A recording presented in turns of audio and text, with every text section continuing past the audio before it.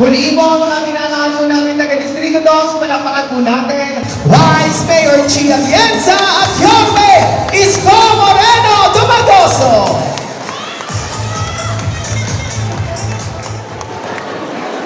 Good morning! Opo po kayo.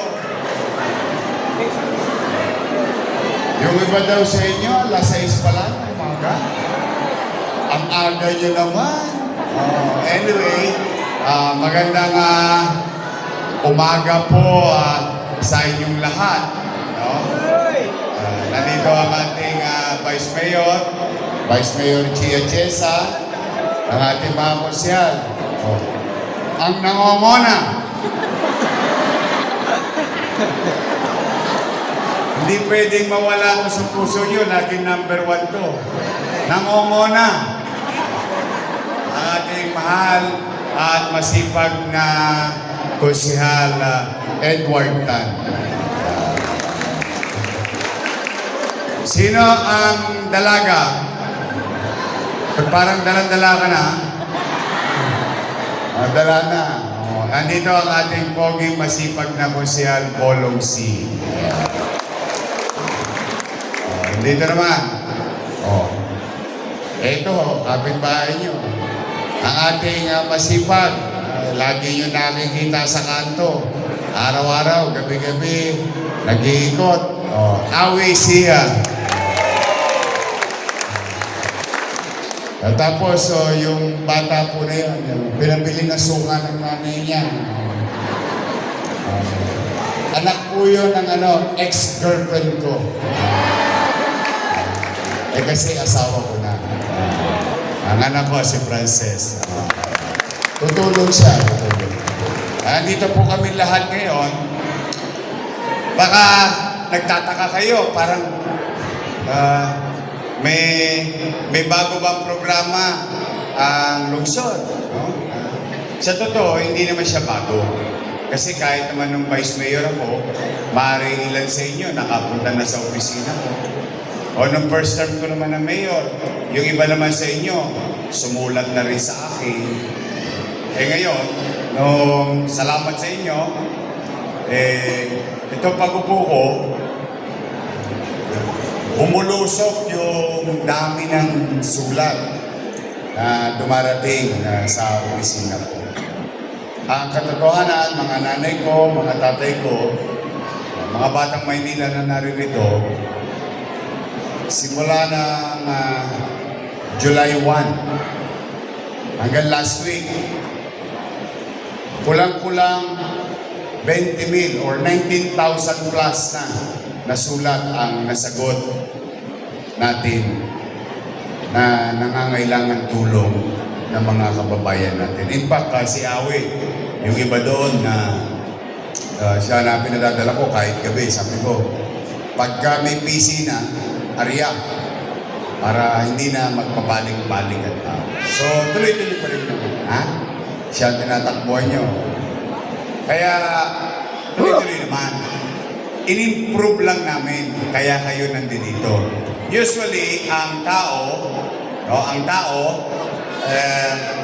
kapag may pangangailangan siya, tumutukod, kinakapos, hahanapin niya ang gobyerno.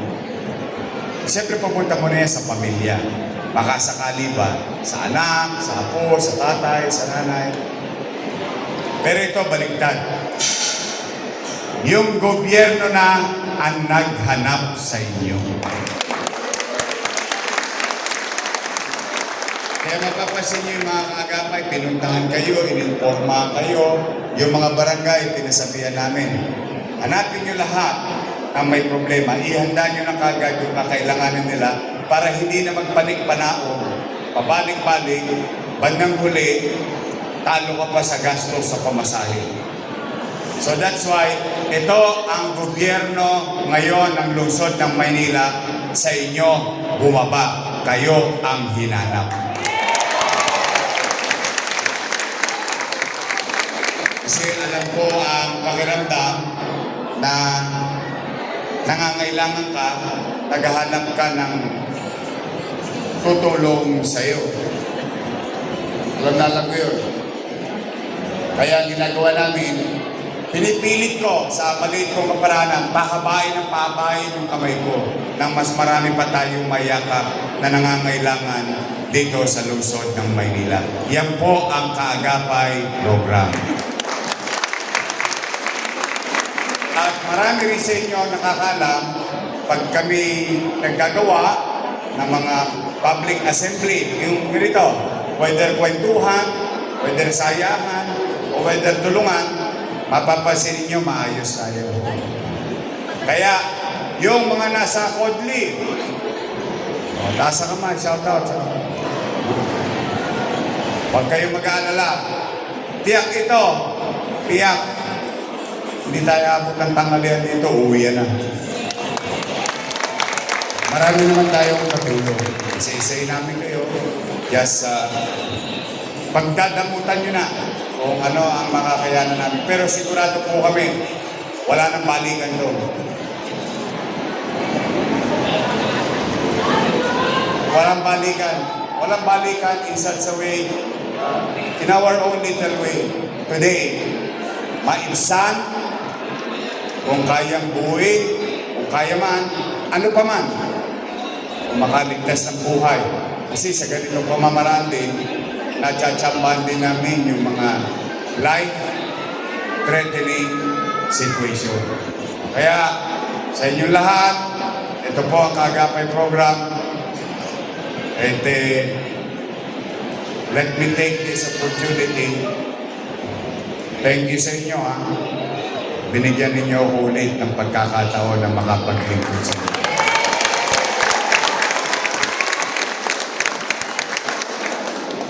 Sa mga kabataan o mga nanay, pwede nyo nang kumbinsihin in the future, in the near, not far, but near future.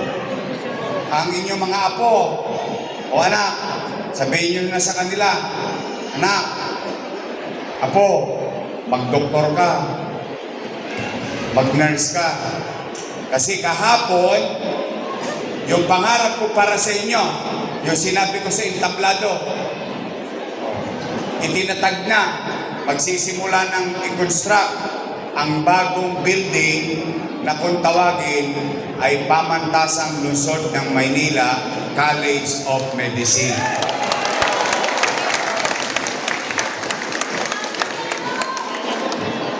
Na ang purpose, kung dati-rati, mga 300 lang ang kaya natin papag-aralin na maging doktor, maging nurse, medtech, and all.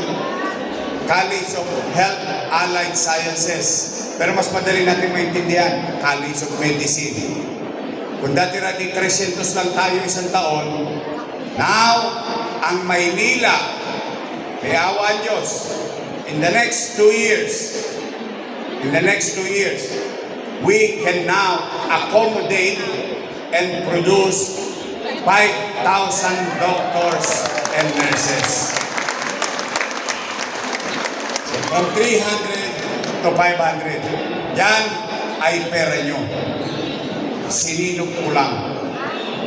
Episyente kong gagastusin para ang balik, kahit nasa 6 na piye na tayo lahat, lalo na kayo, yung iba rito, konti na lang ang birthday.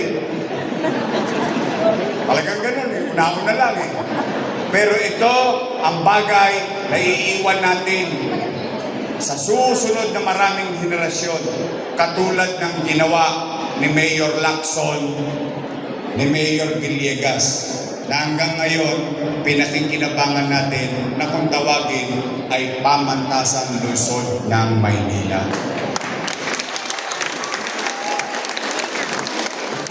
Kaya pwede nyo nang medyo urot-urotin. Apo, mag-doktor ka. Sayang kasi libre. Wala naman tosgas eh. Diba? Tapos may baon pa. Diba may baon pa sa akin? Isang bulig. Diba? Oh, now, mag-start na tayo. Pero special shoutout lang. Taas nga kamay ng mga senior citizen. O, natanggap nyo na? Yung 1.5? Eh, Magkikita ulit tayo sa Abril. Basta, patikik, nabalik na. May gatas pa yan ulit this year. Basta, tibayan yung loob nyo. Sa Maynila, pahabaan ang buhay, ha? Paramihan ng birthday. Hanggat nandiyan kayo, at hanggat nandito ko, kahit anong mangyari, kahit anong tukod, pipilitin kong iraos kayo. Iraraos natin yun. So, sa mga lolo at lola ko, I love you. Mag-umpisa na tayo. Magandang umaga. Love you. Pagpalain nawa kayo, dampong may kapal. Manila! Campus! Thank you. Maraming salamat po. Yorme